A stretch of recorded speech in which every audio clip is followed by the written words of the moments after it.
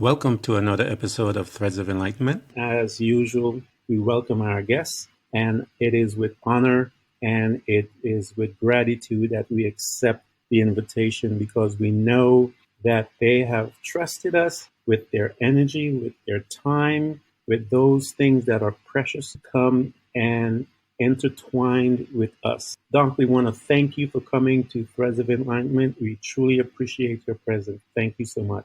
It is such an honor to be here with you. Thank you for having me. It is our pleasure. I want to talk to you. I tell people that we are creators. And as creators, I want you to tell them everything that you got going. I know you have a few items, but I'm going to leave it to you so that you can introduce yourself and let it rip. Awesome. Well, I appreciate it. I am a mom. I am a chiropractor. I'm a business owner, an entrepreneur, a creative, a brand new published author. Congratulations. Thank you. I call my book my fifth child. I am blessed enough to have three children, and I started a practice after I became a chiropractor when I went back to school. And that is my fourth baby, and we are celebrating 5 years. So that's pretty exciting to me, Wow.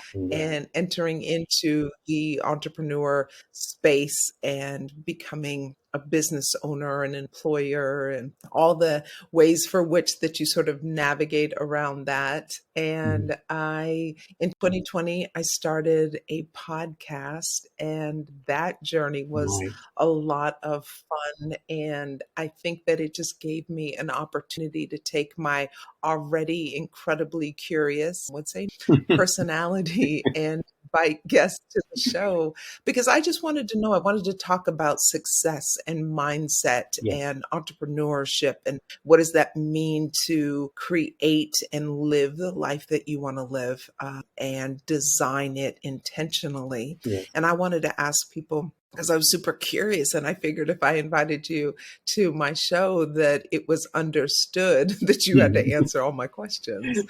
So in that space, you are not considered nosy. You are considered incredibly, intentionally driven as ask, all sort of probing questions. And I loved it a lot. I felt like my inner Oprah was coming out, and it was a nice space to be able to create from. And currently I am sort of figuring out the next iteration of Naeema. What does that look like? How can I enter into a space for which that I'm not tied to a brick and mortar per se? I love serving my families.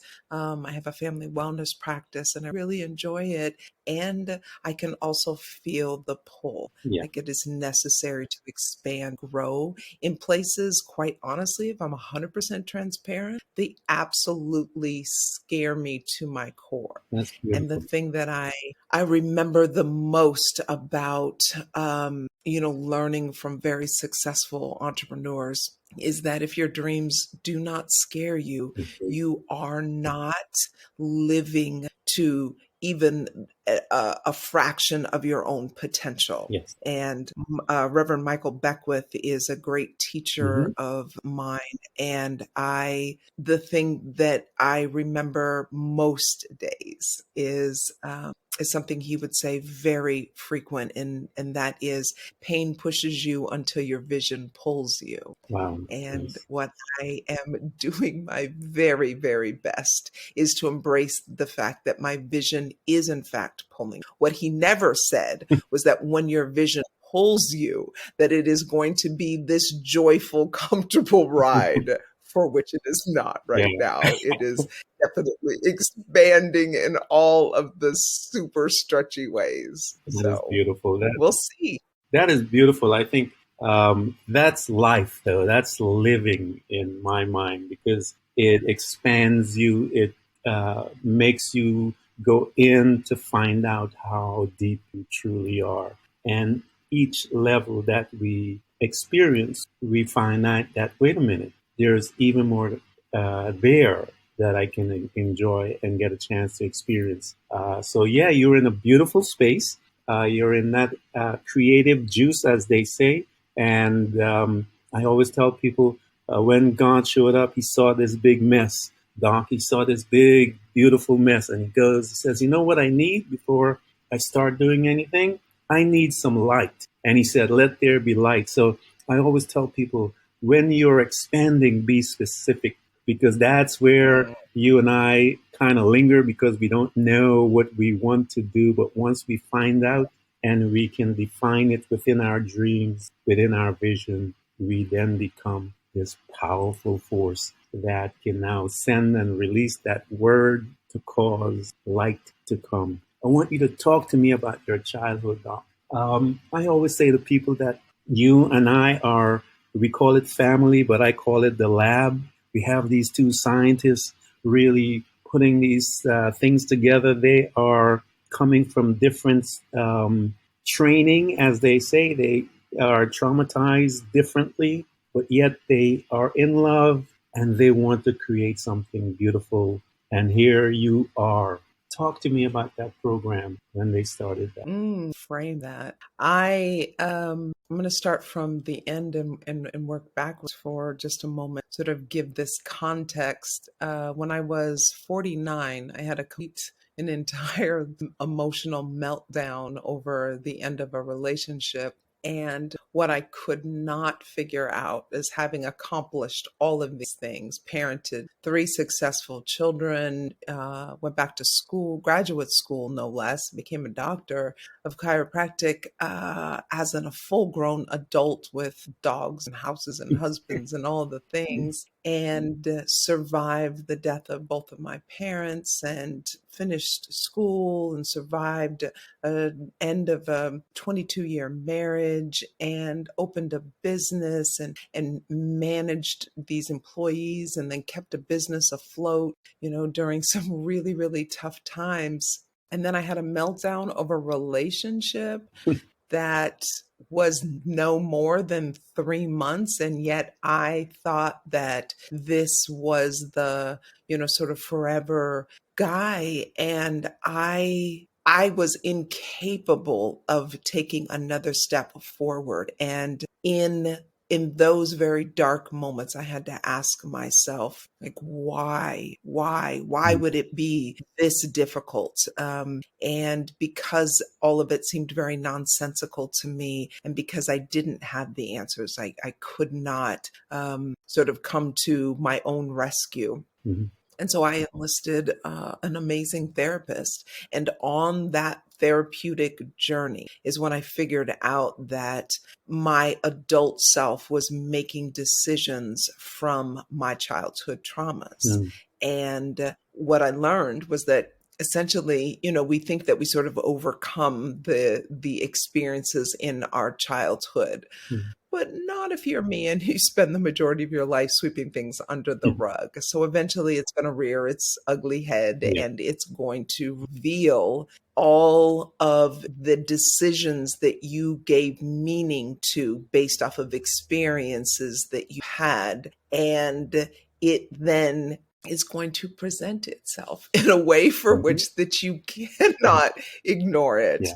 And that was my 49-year-old moment. Wow. And so in recognizing all of that, so we're going to dig back and figure out, like, what makes Naeema as an adult. And in pulling back those layers, I came to realize that being the only little brown girl in an all-white family, living in all-white neighborhoods and going to all-white schools, and being told that I too was white, I hadn't realized the impact of living invisibly and not being recognized when I had questions. And clearly you can see from even a very young child's perspective that I didn't look like anybody else in my family. Not that I sort of might have resembled somebody, maybe if you squinted your eyes a little bit. No, I did not. Not even a little bit, not even a tiny bit. Like, I come from blonde hair, blue eyed people, right? My mother had dark hair, but she had green eyes Yeah. and very fair skin. So there was nobody that I could look at in my family and say, Yeah.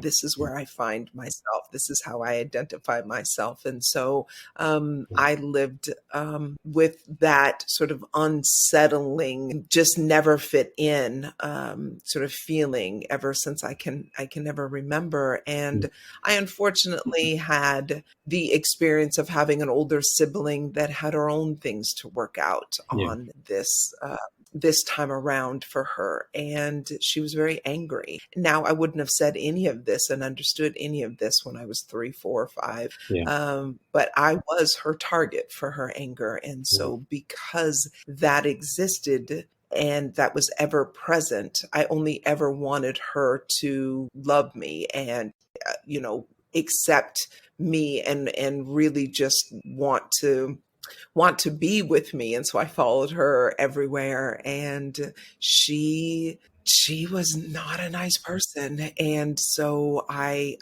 just remember her just saying the most hurtful things all the time, and I developed that understanding about who I was in the world through her lens. And Wow. so my skin was dirty and I was unworthy and unloved, Yeah.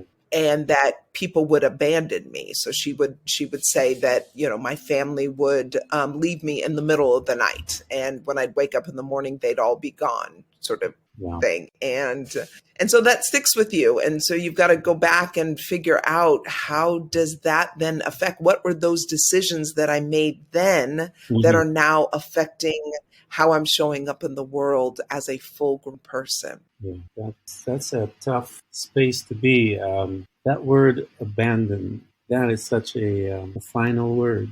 It's kind of scary. I've heard that used.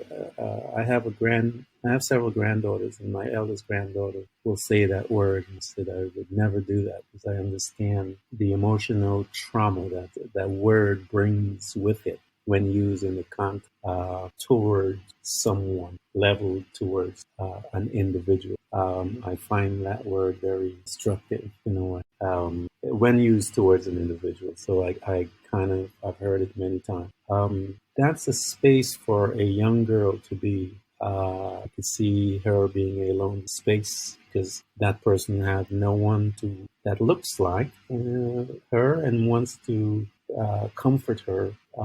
I can, as you're telling the story, I can identify with some of that pain that would be experienced at that level. So as this young woman moves through her space on this planet, how did this perpetual offering of those wonderful terminologies that were uh, describing you, how did that begin to affect you, the person, as far as your behavior, your perception of who you? My mom had this incredible vision for herself after she left her first husband, and who was not a nice person. And so what she wanted for her family, 3 kids, is she wanted options and freedom and not to depend on somebody who would then, have the power to victimize, Yeah, her. And so in this pursuit, she would, ever evolving and really attempting to make a better financial life for us. yeah. What that looked like is that we moved a lot. Mm-hmm. I think that I went to a total of maybe 5 elementary schools. Yeah, And in that movement, in that, constant pursuit of something better, I was repeatedly the new kid. mm-hmm. And so when you're the new kid, you sort of try to figure out, like, how is it that you're going to sort of merge yourself into whatever classroom, school community. And I was never able to achieve that, no matter how much I tried, Yeah, because nobody ever looked like me. So I didn't look like anybody in my family, but I didn't look like anybody in my neighborhoods nor my schools, Mm-hmm. and always feeling like an outsider, never quite trying, never figuring out how it was that I could, be like my classmates who, the girls who had, long straight hair, Yeah. and they would, spend the recesses doing, each other's hair. That was just never, it was never a reality for Yeah. me. And so I think when you are on the outside and always looking in, the decisions that I had made for myself, reinforced by, my sister's very cruel words, was that I was not worthy. Mm-hmm. Now, giving credit to my mother and the other adults, they never knew that my sister would do and say all of the horrible things. And once my mom left her first husband, my sister was, responsible for babysitting us. And so my mother would work very, very hard, Yeah. to make sure that we had the things that we needed. And, they just didn't know. And I also knew that the adults in my life loved me, Mm-hmm. right? So I did not feel unloved by them, but I just did not feel accepted. And while I did not know that I was a Black child, what I was aware of is their intolerance as I got older, their intolerance for people who didn't look like them. So it wasn't uncommon to hear racist jokes and slurs in my family. Why my mother never uttered them. I was raised by and with my grandparents and uncles. Like, it was an Italian family. It was a very tight knit family, and so extended family was around quite a bit. And so I say all that to say that, once again, trying to develop your sense of worthiness and your value and your identity in environments that do not reflect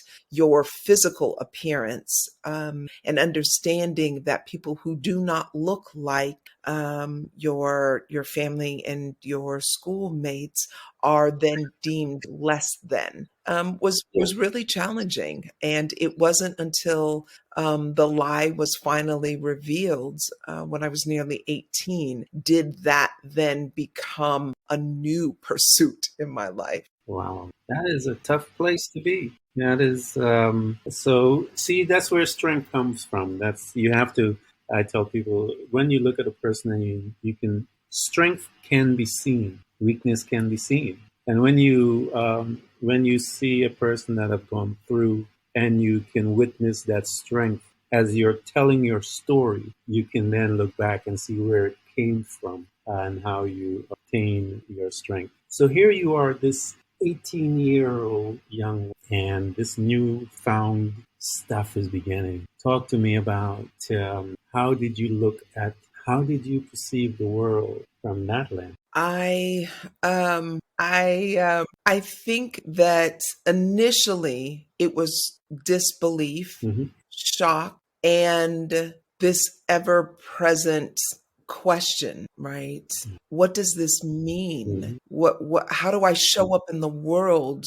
My father is Black. What does that mean about my family? Are they still going to love me? Am I going to be ostracized? What could that possibly look at like? And I didn't have the vision. I didn't understand. And I sort of walked around the world numb Mm-hmm. for probably the first year, and trying to figure out. I had barely graduated high school. Was not the academician at all. Mm-hmm. And I talk a little bit about that in the book, of being very surprised that I graduated high school. I think that was some sort of a computer error, but I then decided I can make decisions in my life and I can choose to show up in a different way. And so I went to community college Mm-hmm. in this very small town that had threatened to lynch me. And I decided that I was going to define my life for myself and I was going to become a learner. And so I'd gone to community college and I was doing very well. But I had compartmentalized my life and I stayed very focused on just, schoolwork. And I knew that I wanted to move away from this little town and I wanted to become an attorney. And so I thought I would end up at NYU Law School. Yeah. And in the meantime, I had got accepted to USC, University of Southern California. And so by happenstance, because the universe is kind and wonderful and conspires on all of our behalfs, I had gone into this bookstore and picked up a used copy of the autobiography of Malcolm X. I'd never even known about it, wasn't familiar. I mean, again, my upbringing was so lily white. Mm-hmm. Malcolm X wasn't on anybody's lips that I was in contact with. And so here I am, armed with this new information that my father is Black and that I have this book that literally became my Bible. And I'm 19 and I'm just about to transfer to USC, and I get there. Now, Southern California, while University of Southern California sits in the hood, very inner city vibes, the campus itself is this, sort of multi-billion-dollar sort of enterprise for which that, there is more money than God, as my dad likes to would say, that all was contained within the university walls. And on the outside, there was a very different vibe. And so here I come to this primarily white institution with this newfound sort of drive and an understanding about my own identity. So I like to call those my super Black years. I became what I imagined and what it felt like that Black people would do and say and be. And so I got these big dookie braids in my hair and this ring in my nose. And I wore, T-shirts that said, Hippocrates is a liar and Columbus is a murderer and a rapist. And, down with Whitey and Black Power and joined the new Black Panther Party. Like I was on a mission. And this is all in the environment of the Rodney King trial just coming to conclusion. Wow. The city's on fire. People are in an uproar. They want justice. All four of the officers were acquitted and sent, home to go to their families to live another day. And there were all of these people that were hurting and just wanted their voices to be heard, and they wanted justice. And so this is the environment for which that I am steeping in. This is the sort of cauldron that I am, redefining myself. And it was all so very perfect in all of its imperfections. And I really came to appreciate that I felt like I had been robbed 18 years of, what it meant to be Black. And so I wanted to make up for time. And so I'm a bit of an overachiever. So when I go in, I go in. And I definitely did my very best to go as hard as I possibly could. Let me talk for a second. Did the incident with the young men, did it cause you to look at white male differently, or did any of that enter into your being? It's such a great question. What I knew and what I had begun to develop was a mistrust of white men. Even though that's what I grew up with, right? I had begun to, because as the world, I think as young children, what the world will judge you for is far different than as you age. What my family potentially could do was to protect me and cocoon me and have me believe that I was something that I was not, white person. And as I got older, that was undeniable. There was no denying who I was on this, from these physical appearances. And as that became more apparent to me, what I appreciated was that we all sort of had our own squares that we were sort of standing on. The world sees me as a young Black woman. And because of this, I then now understand, because I had started, a very deep sort of study of, Africans in antiquity, Africans as, transition into what the transatlantic slaves trade looked like, and what was happening in this country historically. And so because I had this better understanding and I was armed with this information, then I could see where a distrusting of the police and an understanding of what it meant and felt like to be oppressed, to have generational poverty, institutionalized racism and oppression be a very present part of your everyday existence. So in my first 18 years, I had lived with an entitlement that I wasn't even aware was there, simply because I didn't feel it inside. I was on the outside. What I became very acutely aware of in my 19th and 20th year was that I was too Black to be white and too white to be Black. So I had gone to USC like, here I am. I am here. And I just knew that everybody was going to be like, finally, she's here. Come, daughter of our ancestors, let us embrace you. No, that is not what happened. I know. What I was not aware of. Yes. Oh, God. What I was not aware of is that colorism is real. Yeah, and it is. I came up against that and sort of had to navigate around that. And so I liken it a little bit to dancing. So I am not the most coordinated person. Read the book. You'll see just how uncoordinated I am. And I did not grow out of this. So even right now, as an adult, the thing that I love is salsa dancing. The thing that I'm really bad at is salsa dancing, because you have to be far more light and agile on your feet, for which that I never learned as a young person. So I liken sort of the role that you play in how you show up in the world and your nationality, when you are of mixed race, of being, where's in dancing, where is your weight placed on your right leg or your left foot? And if your weight is placed on the foot, you're bearing all of your weight on one foot, but you need that foot to transition into the next, sequence of steps. You're going to be off. Like you're off. Your footing is off. Your balance is off. And in my case, this is a recipe for disaster, or my partner's poor toes, right?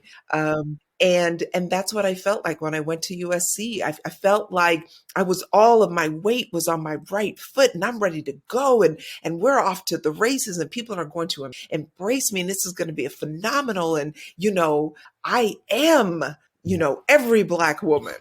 And I was wrong about that. And I was on the wrong footing. And so trying to then shift, and then, what does that then look like? And how do you stay on your toes? And I think that June Cross is this phenomenal, author and movie maker, and I absolutely love her. And she talks about this. Her experience was that she was born to a white mother who then denied her later, and she talks about it as if there is this razor sharp edge, and how can she balance on this razor sharp edge and not get cut.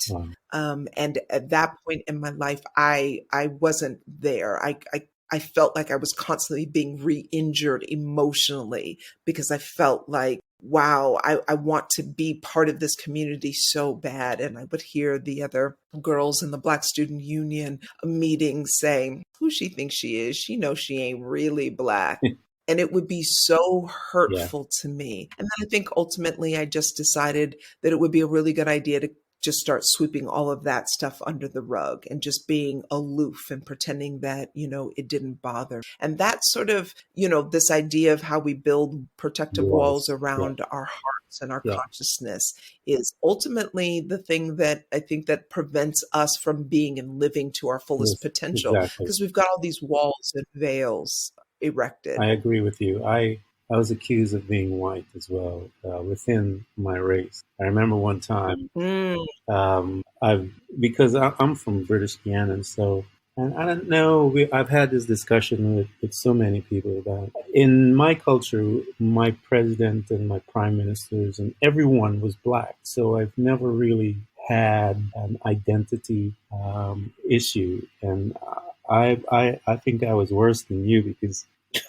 I would get into trouble. I would ask him, what are we going to be called this year? I was really out there, and mm, so and I would be upset because I would tell him my color does not define me, but it mm, did in their eyes define me. They looked at themselves as less than, and I saw my president black. My prime minister, everyone in power in my country is black. So I always had that argument. They told me I spoke like a white man, and I'd be like, "How is that?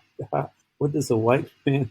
And so I gathered some of mm. that. It was very difficult for me to navigate within that space. I remember, Doc, I went to get my hair cut. I went into the hood to get my hair cut one morning, and the guy looked at me and he says, there was a line of all people, all these brothers are standing on there, and I'm in the back of the line, and they looked at me and said, do his hair next and get him out of here before he dies. And I looked at them and I said, why are you scared? They said, you're not black, man. And I thought that was very interesting perception of. How was that determined? Where did he come up? How did he conclude that? Were you talking to somebody in the line? Like, No, I was just standing in the line, and it's probably the only thing that I could think of is mm, my dress, how I was dressed. Because, I was in the corporate field, and I was in nice slacks and pants and shoes, standing because I was in the area at the time, and a friend of mine told me that he got his hair cut there, and so I wanted to get my hair cut, and it was the only thing I could think of was because I had not said a word, and it was just my, mm, my dress. And so it was very interesting to get that, and I lived within that space that you're talking about. But and I think what it is, you look at the American society today and the black race, and I think this is one of the approaches that the police department, the justice system needs to approach. That this is a race that has been traumatized. Period, men and women. And so when you stop a young brother in a car, you have to remember that this person is traumatized, and he may react differently because he's traumatized. He may get out and run. You don't have to jump on his back and shoot him. So they have to learn to educate the society as a whole that we have traumatized this particular group of people, and because of that trauma, each person responds differently, but you have to be trained, and you have to have people that are running the system that are enlightened, but they are more dangerous than us in indeed. many ways. And so that is one of the reasons why I am here where I am today. We were discussing what happened. That was one of the reasons Mhm. why, because I looked at a place and I realized that I am not able to run, because if I run, I can't exercise. I can't stay in my place. I can die in my room. I can die at a gym. I can die Car, in my yes. car.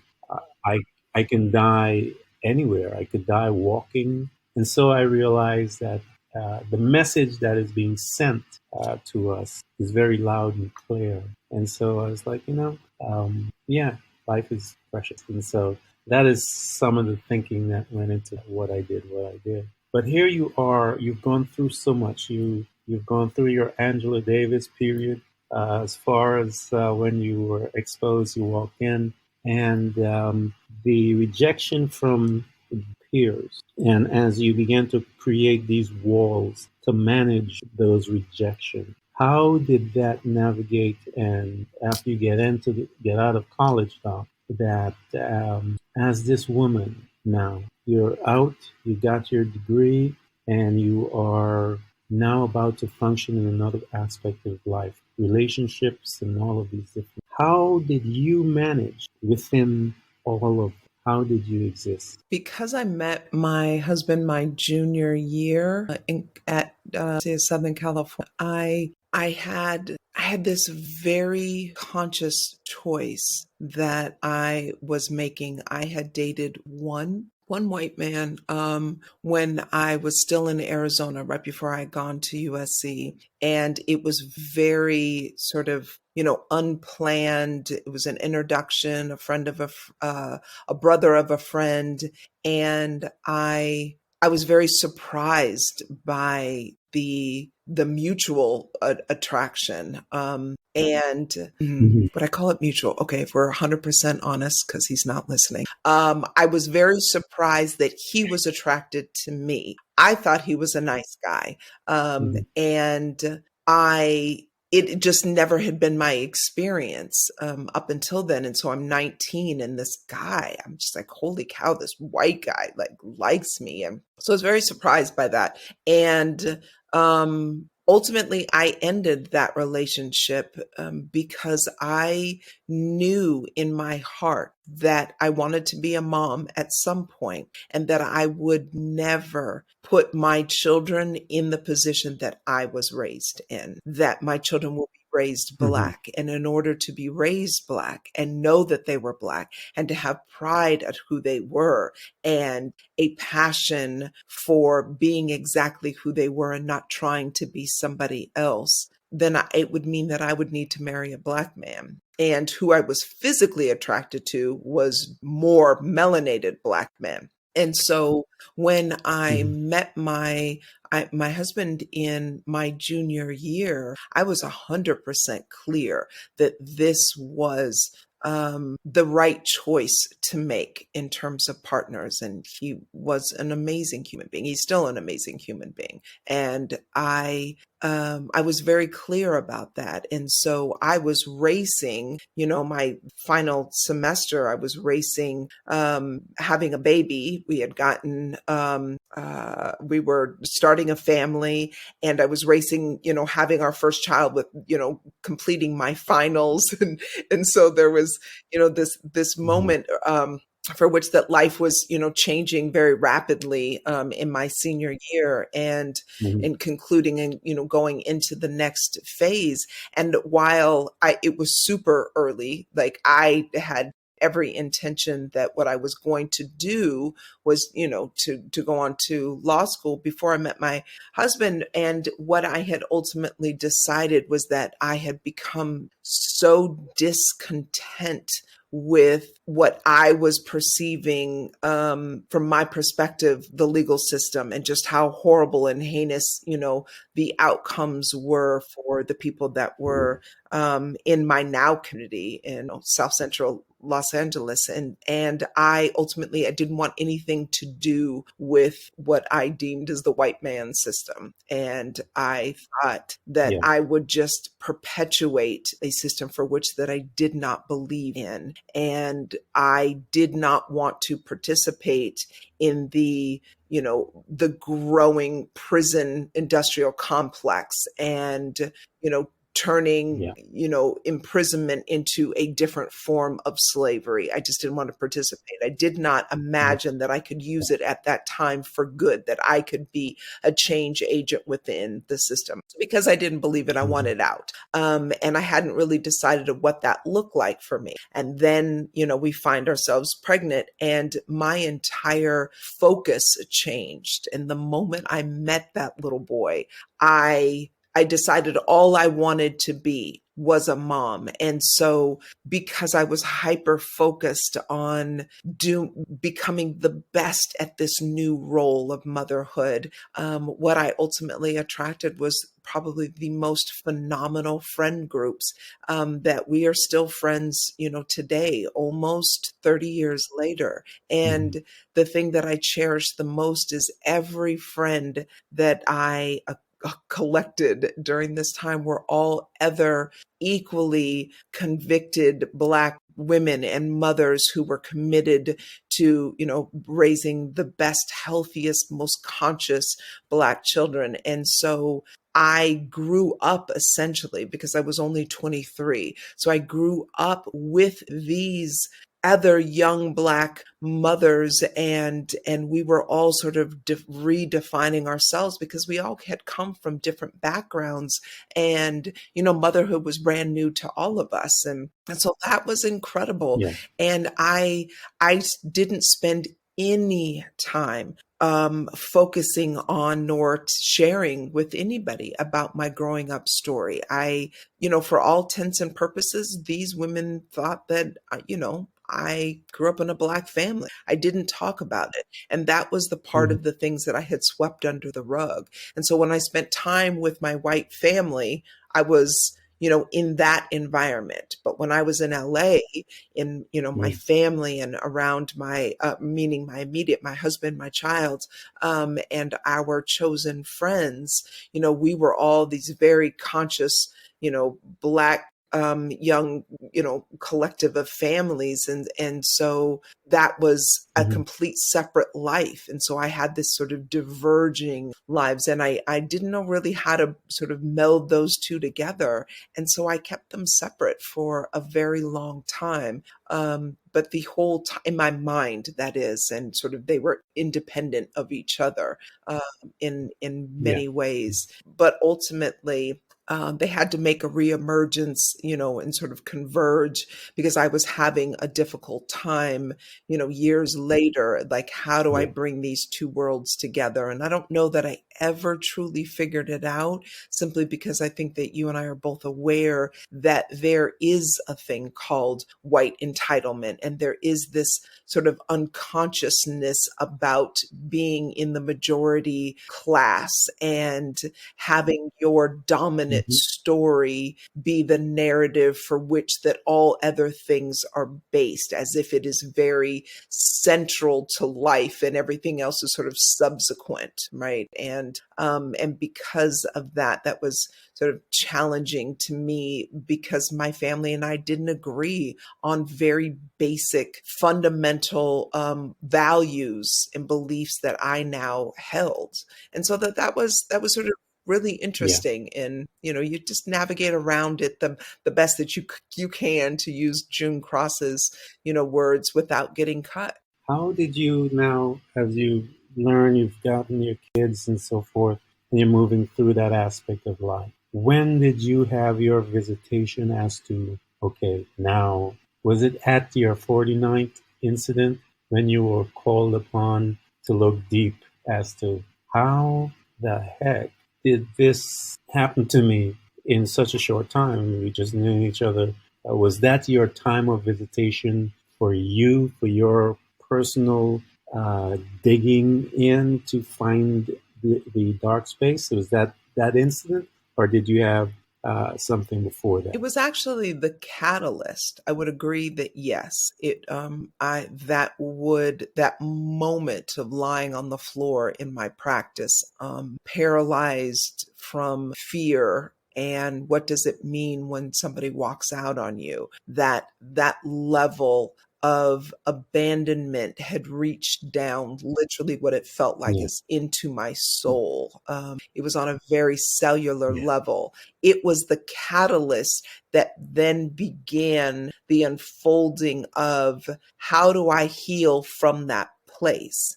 And that's ultimately where the book Mm-hmm. came from. I had no intentions, Ken, of ever telling my story. Yeah. I don't even think that I believed that my story was a story to be told. And this is the reason. I think Yeah. that we all normalize our own experiences. If you live in a place that's cold, Mm-hmm. it's just cold in the winter. If you have to shovel snow, you have to Yeah. shovel snow. It is your norm. Mm-hmm. It is the thing for which that you don't spend a tremendous amount of time questioning. It's just cold in the winter.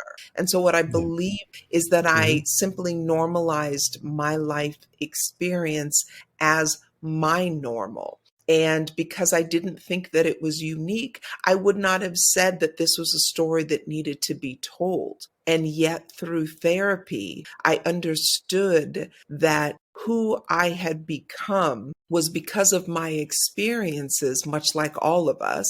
But the decisions that I had Mm-hmm. made at who I actually was, how I showed up in the world, Mm-hmm. were these, I think, these wonderful building blocks for which that I had created so much in my life. I had overcome, these very real roadblocks.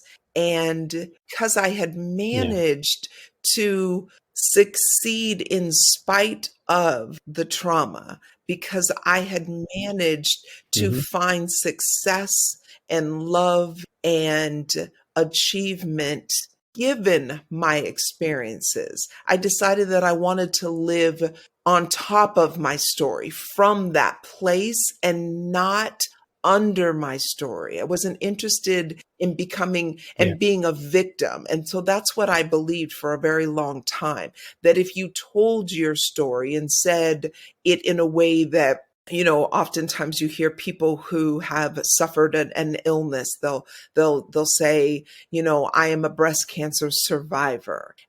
But for me personally, I'm challenged with that idea because I don't believe that I am this survivor. What I believe is that I thrive because of my experiences, that I chose to Mm-hmm. extrapolate the wisdom that I had gained from the experiences that make me who I am. And at the same time, I came to understand that worthiness is an inside job. There was nobody on the It is. outside that was going to give me my value. And because I decided that I get to choose how and who and to whom I belong, then it was an empowerment that allowed me to tell my story and write this book and live through those experiences and feel them. Because for a very long time, I had swept them under the rug and I was not feeling them and I was not connected to them and I could not live beyond them because I wasn't willing to feel them. And once I did and Yeah. realized Yeah. that shame lives in the dark, and once you shine a light on them, once you Yeah. erect all of the things, eject all of the things rather that you have shoved under the rug, and you shine the light on them, you can see them for what they are, give true meaning from this place, this very conscious, educated, Mm-hmm. aware self. And from that place of being awakened, that I could tell the story and be in a much healthier place. I am still a work in progress, Yeah. but what I know now is that I can approach things with a much different lens. And I appreciate that more than I can ever Yes. share. That is the key. I don't think we will ever be, I know for me, will be that I've Yes. arrived. I want to know so much more about me that I am constantly digging more and more because I just want to know. I just cannot believe that what I am today is it, you know. And because of that, I will dig constantly. I think on my deathbed, I'll be digging, you know. So I enjoy this journey because it is a powerful story that you had housed within you. And I think because it was such a powerful story, and because of our society that is happening, there's this blendedness that is happening within our society. And your story needed to be told, because there are children out there within that space that need to know that there's someone that have walked through that. There's someone that have gone through those feeling of despair, of loneliness, of not belonging, and that they are not alone, because it is my hope that they don't feel that particular energy, because a lot of kids take their lives from that space because they are engulfed with that darkness and of loneliness. But in your story, I want them to know that there's someone here that they can talk to, especially because of the families. In my family, we have all kinds. I can't even tell you. You've got to see our family gathering. We have Asians, we have all kinds, and it is a beautiful expression of the human being as we move forward in learning to love each other for who we are. And I know about one of the painful things about my life is when I look back to the place that I used to call home, and it's painful to me to see the expressions that are being laid out before us every day on television to the value of who we are. But we are a precious entity. We've actually been around much longer than any other race, and but that's a different conversation. uh, but Yes, we will definitely have to have that conversation for sure. yes, because we are, and I think that is why the force of devaluing us is so great, that because of who we truly are, and because of who we are, fear will always cause people to act stupid.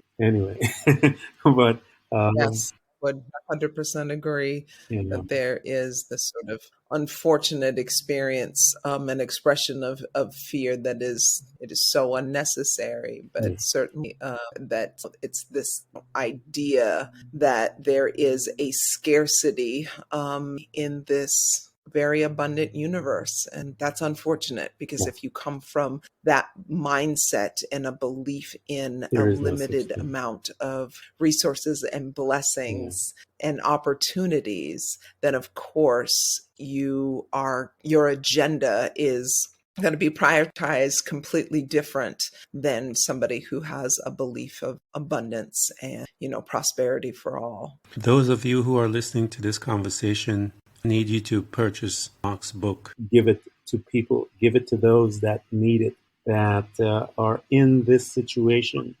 Present it with love to them so that it can guide them and make them aware that there's someone here that is available for them to have a conversation. She's trying to decide what to do next in her life. You guys should call her up and talk to her, and who knows, from a conversation with one of you, she may get the answer. Dr. Gann, I want to thank you so much. I absolutely appreciate the opportunity and the conversation. Thank you so much.